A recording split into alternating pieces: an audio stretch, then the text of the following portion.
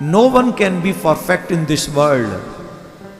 संपूर्ण कोई नहीं है। तो जब संपूर्ण कोई नहीं है, इसका मतलब क्या हुआ? संपूर्ण एक ही है। He is no everything, he knows everything. उसे सब पता है। किसको? जिसे असीमित ज्ञान है। बोले भाई वो है कौन? बोले जो जिसे अद्भुत आनंद है, जिसके आनंद की कोई सीमा नहीं। हे नंद के आनंद भयो जय कन्हैया, हे नंद के आनंद भयो कन्हैया लाल, नंद के। आज तक ब्रह्मांड में किसी के घर में आनंद हुआ ही नहीं। बाद में हुआ आनंद। बोले अब इसका नाम तो धर दो, चाहे दुखानंद हो पर नाम धरो आनंद। और कितने आनंद दुखी हैं बताओ ये दुनिया में। एक दो तो हमारे ही चेला हैं जिनका नाम है। और जब आएंगे तब रोई सी सूरत बना के आएंगे, गुरु जी कृपा करो। अरे तेरा तो नाम ही आनंद है, तुझ पे क्या कृपा करे? तू हम पे कृपा कर। क्या नहीं? अरे गुरु जी नाम तो कोई संसार में आनंद नहीं हुआ। आनंद तो एक ही बार हुआ। किसके घर में हुआ? बोले नंद बाबा के घर में। नंद के आनंद भयो, आनंद हु कर आनंद दाता। जो आनंद को भी आनंद देता है वो है ब्रह्म। अरे बोले भाई वो ब्रह्म है कौन? बोल दैहिक दैविक भौतिक त्रितापों का नाश करने वाला। अरे भाई बताओगे वो ब्रह्म है कौन? बोले श्री कृष्णाय वयम नमः। वो कृष्ण ही ब्रह्म है। पहले ही श्लोक में निर्णय हो गया ब्रह्म कौन है। ताली नहीं बजाई तुमने? हाँ कल वो पूर्णिमा थी तो तुम लोग जागरण की होगे, पूड़ी नहीं खाई होगी, सोए नहीं होगे, रात्रि भर भजन किया होगा, है ना? आलसी कहीं के। कितने लोग ऐसे हैं जो कह रहे हैं महाराज वृंदावन आए कन्हैया को पाने के लिए, और एक पूर्णिमा की रात्रि जागरण नहीं होता तुमसे, और पाने की इच्छा है कृष्ण को। छोटी छोटी चीजों के लिए 8-8 घंटे मेहनत करते हो उसे पाने के लिए, और मेरे कृष्ण को पाने के लिए 6 घंटे जाग नहीं सकते, वो भी महीने में 1 रात। और पाना क्या है? बोले कृष्ण को पाना है। जब सपना बड़ा हो ना तो शरीर को छोटा मोटा कष्ट देकर अगर प्राप्त होता हो तो ट्राई करना चाहिए। मिलेंगे कि नहीं मिलेंगे वो तो वो जाने, वो उनका डिसीजन है, मेरा नहीं। लेकिन मजबूती तो रखे, निर्णय तो करे कि हाँ हमें मिलना है, प्रयास तो करो। तो नंद बाबा के घर में कौन भयो? आनंद। और वो आनंद कौन है? वो ब्रह्म है। बोले ब्रह्म कौन है? बोले श्री कृष्णाय वयम नमः। अब यहां पर एक बात ध्यान से सुन ले। अकेले गौर रंग का, अकेले श्याम रंग का ध्यान करोगे तो पाप होगा। सिर्फ नारायण की उपासना नहीं करनी है, साथ में लक्ष्मी जी होनी चाहिए। राम जी की उपासना नहीं करनी है, साथ में सीता मैया होनी चाहिए। कन्हैया की अकेले की उपासना नहीं करनी है, साथ में किशोरी जी होनी चाहिए। पर देखो यहां पर एक बात है, नारायण की बात हो तो एक ही श्री है लक्ष्मी जी, राम जी की बात हो तो एक ही श्री है सीता मैया। और जब कन्हैया की बात आ जाए तो बड़ी गड़बड़ हो जाएगी। कौन सी श्री की बात कर रहे हो आप? भाई इनकी तो श्री की कोई कमी नहीं है। द्वारका चले जाओ 16,108 श्री हैं। द्वारका चले जाओ कितनी श्री हैं? 16,100। और अकेली एक को कह दिया जाए तो बाकी 16,107 जो है वो बुरा मान जाएंगे। मानेगी कि नहीं मानेगी? और ब्रज में कितनी श्री हैं? गिनती नहीं हो सकती, आप काउंट नहीं कर सकते कितनी श्री हैं। और फिर सर्वोपरि श्री सर्वेश्वरी राधा रानी। तो यहां पर ब्रज के रसिकों ने बहुत अच्छा भाव निकाला, ध्यान से सुनेंगे। श्री माने राधा रानी, और जब श्री माने राधा रानी को हम नमन करेंगे कृष्ण के साथ में, तो बाकी की जितनी भी श्री हैं वो सब इन्हीं में समाहित हैं। इसलिए श्री कृष्णाय माने राधा जी के साथ कृष्ण को हम नमन करते हैं। राधे राधे बोलना पड़ेगा, इतने धीरे बोलोगे कैसे बात बनेगी। तो ऐसे श्री कृष्ण जो सर्वेश्वरी राधा रानी के साथ हैं, उनको हम नमन करते, प्रणाम करते। जो लोग कथा में विघ्न पहुंचाते हैं ना, जिनका ध्येय बन चुका है कि हम कथा में विघ्न ही पहुंचाते हैं, ऐसे लोगों को यमराज की सेवाएं, यातनाएं भोगनी पड़ती हैं। भगवान की कथा में नाटक की आवश्यकता नहीं है। भगवान की कथा में श्रद्धा की आवश्यकता है, विश्वास और समर्पण की आवश्यकता है, नाटक की नहीं। एक दो लोग ऐसे आते हैं हर कथा में, हर जगह आते हैं, वो सिर्फ नाटक करते पूरी कथा भर,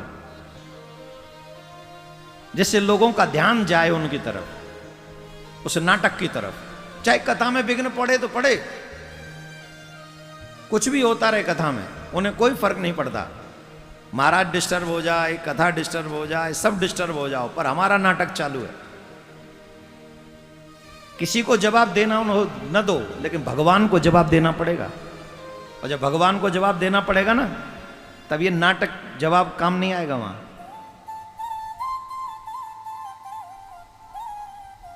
कथा व्यास को भी पीस ऑफ माइंड चाहिए, तभी वो कथा कह सकते हैं। और जब शरीर स्त्री शरीर में हो, तो और मर्यादा का ध्यान रखना चाहिए हमको, कि अगर हमारा शरीर स्त्री शरीर में है तो हम कोई कार्य ऐसा ना करें जिससे लोगों की दृष्टि हमारे ऊपर जाए। खैर हम बोल रहे हैं इसलिए क्योंकि हम अपना दायित्व तो निभा रहे हैं। हमें पता है आगे भी सुधरेंगे नहीं, हम ये भी जानते हैं आगे भी नहीं सुधरेंगे। उनका तो धर्म ही है डिस्टर्ब करना। खैर भगवान आपको सद्बुद्धि दे, हम तो इतनी ही प्रार्थना कर सकते, इससे ज्यादा नहीं। ध्यान दें कथा में। कहां थे? कितनी अच्छी बात कह रहे थे, कितना अच्छा प्रसंग चल रहा था। सर्वेश्वरी राधा रानी के सहित ही कृष्ण को नमन करना चाहिए।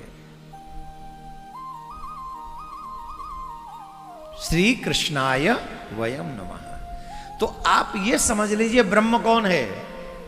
बोले कृष्ण ही ब्रह्म है। हमने शिव पुराण में भी कहा है, राम कृष्ण और शिव ये तीन नहीं है, एको ब्रह्म, वो एक ही ब्रह्म है। समय समय पर जो भक्त जिस भाव से उनको बुलाते हैं, वो उस भाव में प्रकट होकर अपनी लीला करते हैं।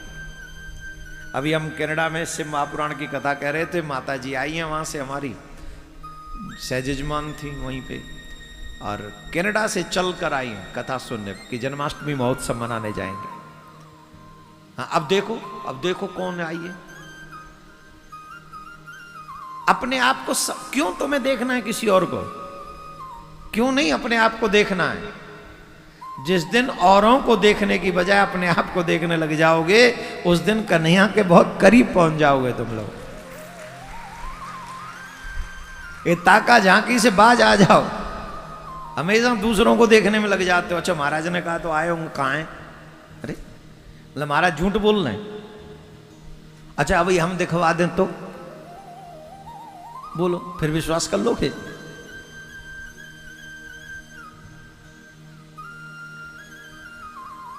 माता जी छुप के बैठी है, क्यों?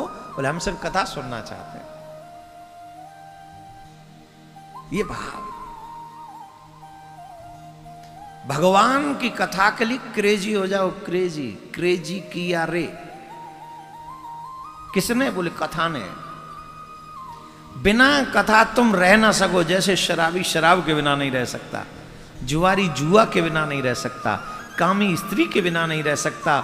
गोस्वामी तुलसीदास बाबा ने कितनी अच्छी बात कही, कामी नार प्यार जिम लोभी प्रिय जिम दाम, तिम रघुनाथ निरंतर ही प्रिय लागो मोए राम। जैसे कामी को स्त्री प्रिय है, लोभी को दाम प्रिय है, मुझे घनश्याम उतने प्रिय हो जाएं, वैसे ही आपके श्रवणों को भगवान की कथा इतनी प्रिय हो जाए, इतनी प्रिय हो जाए, प्राण छूट जाए पर कथा न छूटे।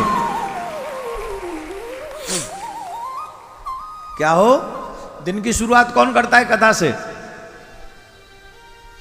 हैं? नहीं करते ना। दिन की शुरुआत चाय से करते हैं महाराज, हम चाय से। हमने पिछली बार भी बोला था, डेली इंडिया टीवी न्यूज पे नित्य शिव पुराण की कथा आ रही। कौन कौन देखता है? Very good. और देखा करो, दिन की शुरुआत वहीं से करो, भगवान की कथा से। दो लाभ मिलेंगे आपको, एक तो गुरुदेव का दर्शन भी हो गया सुबह सुबह, और फिर भगवान की कथा भी कान में पड़ गई, और कहीं ना कहीं से शाम को दोपहर को लाइव आता ही है, फिर वो सुनो और फिर घर के काम में करते रहो। तो क्या होगा, तन संसार में लगा रहेगा और मन भगवान में लगा रहेगा, तो कल्याण कैसे नहीं होगा। संसार छोड़ना नहीं है, संसार में ही रहना है। भागवत के विषय में कितना सुंदर भाव लिखा है।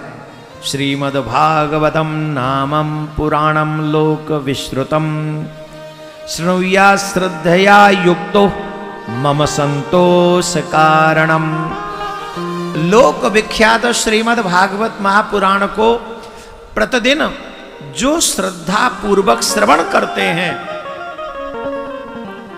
प्रतिदिन जो श्रवण करते हैं, कैसे? श्रद्धा युक्त होकर। जो श्रद्धा युक्त होकर श्रवण करते हैं वो मुझे संतोष मतलब प्रसन्न कर लेते हैं, मैं उनसे प्रसन्न हो जाता हूं, मैं उनसे प्रसन्न होता हूं। अब आप सोच रहे होंगे हमें तो कुछ नहीं मिला, तुम नित्य कथा सुनते रहो और भगवान तुमसे प्रसन्न हो जाए और तुम्हें पता भी न चले कि वो प्रसन्न है, और जब एक दिन वो उनसे मिलना हो तो कहे तुम बहुत कथा सुनते थे, हम तो तुमसे उसी से प्रसन्न हो गए, अब तुम चिंता मत करो, अब तुम हमारे ही संग यहां पर रहो। कैसा लगेगा बताओ? अभी लास्ट दिन जब मैं कनाडा में था तब हमने एक कथा सुनाई थी उगना महादेव की।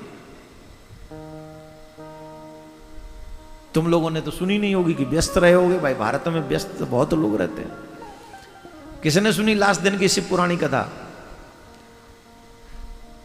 हैं?